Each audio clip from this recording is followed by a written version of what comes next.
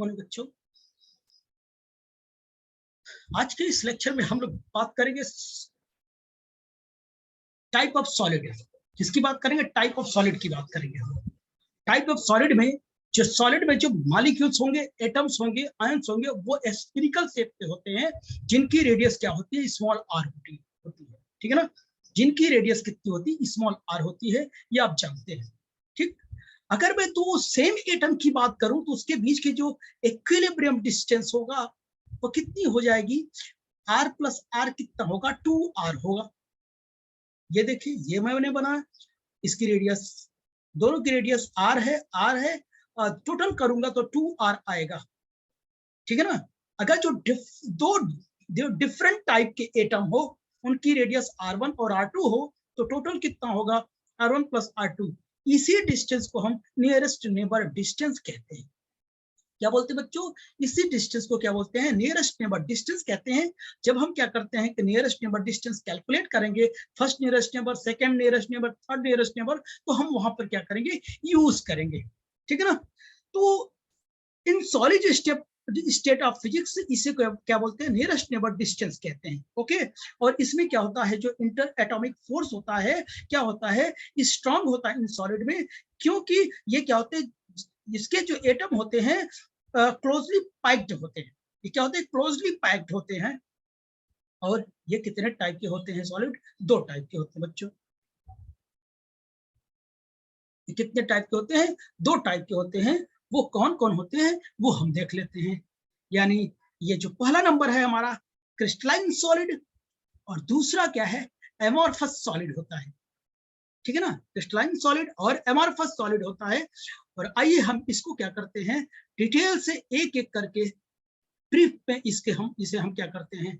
Explain करते हैं। ठीक है ना? तो आइए,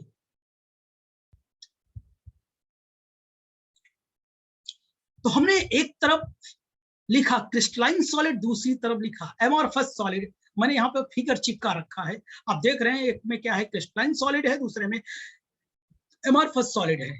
तो आइए हम एक एक पॉइंट की बात करते हैं। सबसे पहले क्रिस्टलाइन सॉलिड में पहले पॉइंट की बात करते हैं। तो ये जो क्रिस्टलाइन सॉलिड है, एक तरफ एमॉर्फस सॉलिड है। ठीक है ना? तो पहले पॉइंट की अगर मैं बात करूं तो ये मैं यहाँ पे मेंशन कर रहा हूं, वो आप देखिए।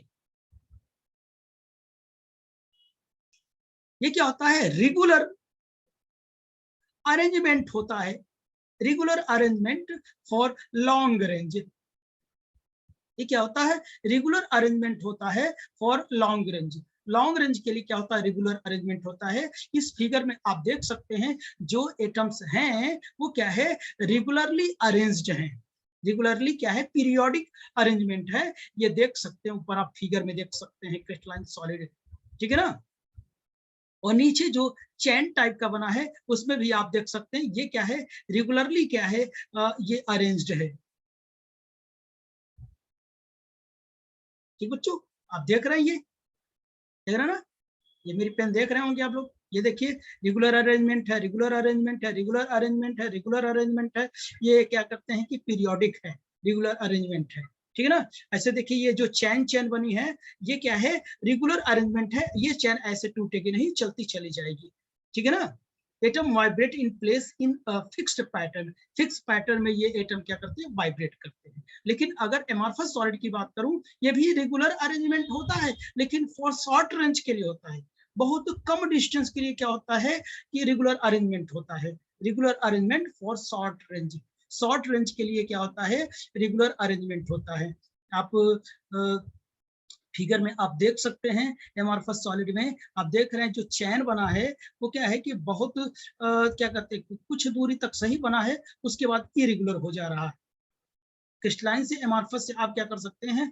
कंपैरिजन कर सकते हैं। देखिए, ये देखिए, ये देखिए, ये आगे ऐसे बना रहेगा। ठीक है ना?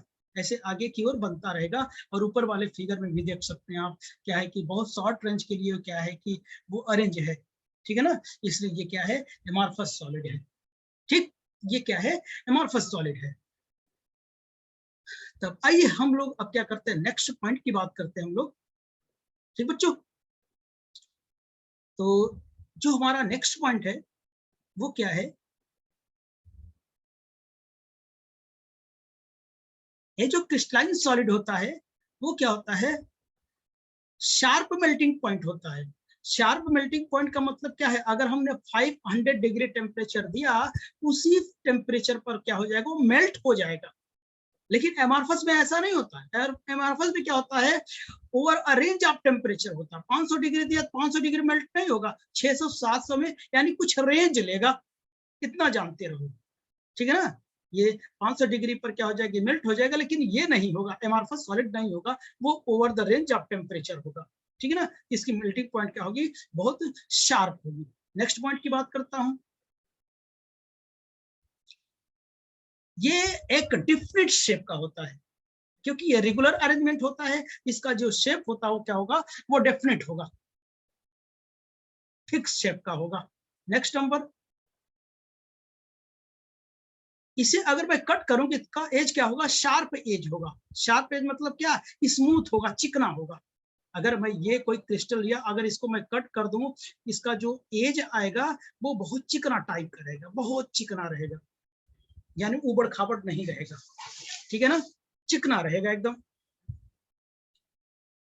तो नेक्स्ट नंबर की बात करता हूं। नेक्स्ट नंबर पे क्या होगा हमारा,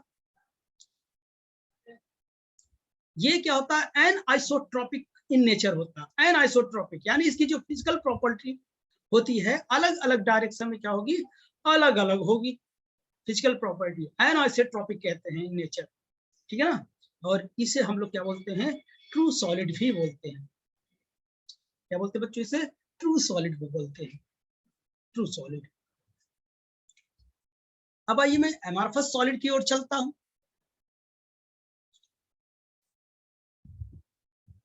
एमार्फस सॉलिड में नेक्स्ट पॉइंट की अगर मैं बात करूं, पहला तो हो गया regular arrangement for short range. Next point की बात करूं तो क्या होगा, इरेगुलर,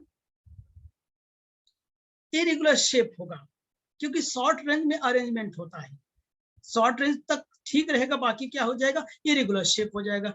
इसकी जो मेल्टिंग पॉइंट होगी क्या होगा, melt over a range of temperature. मैंने बताया था ये मेल्ट होने में कुछ टेम्परेचर से ज्यादा टेम्परेचर लेगा, ठीक है ना, melt over a range of temperature. अगर नेक्स्ट पॉइंट की बात करूं मैं,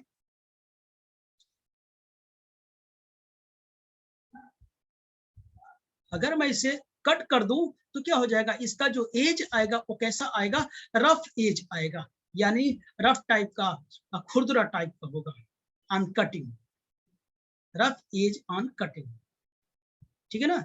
ये क्या हो जाएगा, अगर मैं कट कर दूं इसको, यहाँ पर जो फेस आएगा वो कैसा रहेगा, खुरदुर टाइप का रहेगा, रफ टाइप का रहेगा, उबड़ खाबड़ रहेगा, ठीक है ना। इसका मतलब ये हो गया। अब इसे बच्चों क्या बोलते हैं, इसको बोलते हैं सूडो सॉलिड भी बोलते हैं। क्या बोलते हैं, सूडो सॉलिड, सूडो सॉलिड कहते हैं इसी को, बोलते हैं सुपर कोल्ड लिक्विड भी कहते हैं, super cold liquid, super solid और सुपर कोल्ड लिक्विड कहते हैं। तो आइए अब हम लोग क्या करते हैं, क्रिस्टलाइन एमार्फस सॉलिड को हमने क्या किया, इसको एक्सप्लेन करके थ्योरी टाइप में हमने क्या किया, एक एक लाइन मैंने लिखा हूं, उसे बस पढ़ लेते हैं, बस बाकी चीजें तो हमने जान चुके, ठीक है ना। तो चलिए पहले बात करते हैं क्रिस्टलाइन सॉलिड की बात करते हैं। पहले किसकी बात करेंगे, हम लोग क्रिस्टलाइन सॉलिड की बात करेंगे। तो क्रिस्टलाइन सॉलिड में चलिए पहला नंबर जो है हमारा, crystalline solid show regular structure and have a definite geometrical shape। यानी जो क्रिस्टलाइन सॉलिड है इसका जो शेप है वो क्या, रेगुलर स्ट्रक्चर का है और डेफिनेट ज्योमेट्रिकल शेप, यानी शेप भी क्या होगा, डेफिनेट होगा, फिक्स टाइप का होगा, ठीक है ना। The sharp freezing point in is found in crystalline solid. मैंने बताया था शार्प मेल्टिंग पॉइंट होगा, फ्रीजिंग पॉइंट, मेल्टिंग पॉइंट, यानी उसी पॉइंट पर फ्रीज हो जाएगा, मेल्ट हो जाएगा। This is because This is because the distance between same atom, molecules or ions is same। तो इनके बीच का जो डिस्टेंस होगा वो क्या होता है, सेम होता है, या कह लीजिए कांस्टेंट होता है, अनलाइकली फ्रॉम एमार्फस सॉलिड, ठीक है ना। आगे देखिए,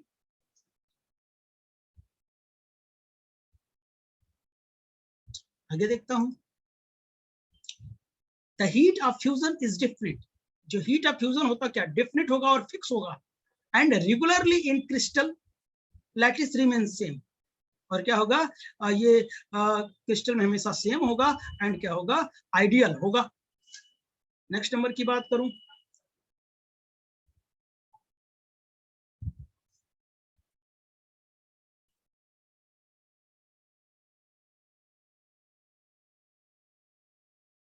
crystalline solids are also called true solids, and they don't tend to flow like pseudo solids, and they don't to flow like pseudo solid। यानी क्रिस्टलाइन सॉलिड क्या होता है, ट्रू सॉलिड होता है, और ये क्या करता है, pseudo सॉलिड की तरह ये क्या करता है, फ्लो नहीं करता है, ठीक है ना।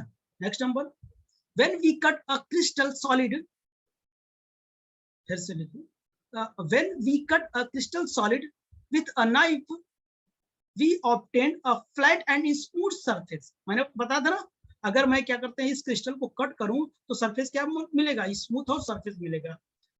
The nature of crystalline solid is an isotropic, that is the property that out to be different in different direction। ये भी मैंने बताया, एग्जांपल में कहूं तो quartz, calcite, sugar and diamond etcetera, ठीक है ना। तो ये बातें हो गई। अब हम बात करेंगे एमॉर्फस सॉलिड की बात करेंगे। एमॉर्फस सॉलिड में अगर पहले लाइन की बात करूं मैं, तो इसमें क्या है, the constituent particle of matter inside solid are arranged in a random manner, that is the position of atom and molecules is not fixed and varies from one solid to another। मैंने बताया ना, solid के अंदर जो matter होगा, उसके जो constituent particle होगा, रैंडम मैनर में क्या होंगे, अरेंज होंगे, यानी उसका जो एटम है, मॉलिक्यूल्स का, उसका जो पोजीशन होगा फिक्स नहीं होगा, वो एक सॉलिड से दूसरे सॉलिड में क्या करेगा, वेरी करेगा, ठीक है ना। तो ये बात हो गई। Second, amorphous solid don't have definite shape, इसमें definite shape नहीं होता है, geometric due to random arrangement of atom, क्योंकि इसका जो अरेंजमेंट होता है रैंडम होता है, रेगुलर नहीं होता, and molecules inside the solid lattice, and molecules inside the solid lattice में होता है ऐसा। short range order is found in amorphous solid, इसमें क्या होता है, शॉर्ट रेंज ऑर्डर फाउंड करते हैं amorphous solid में, ठीक है ना, ये भी लिखा।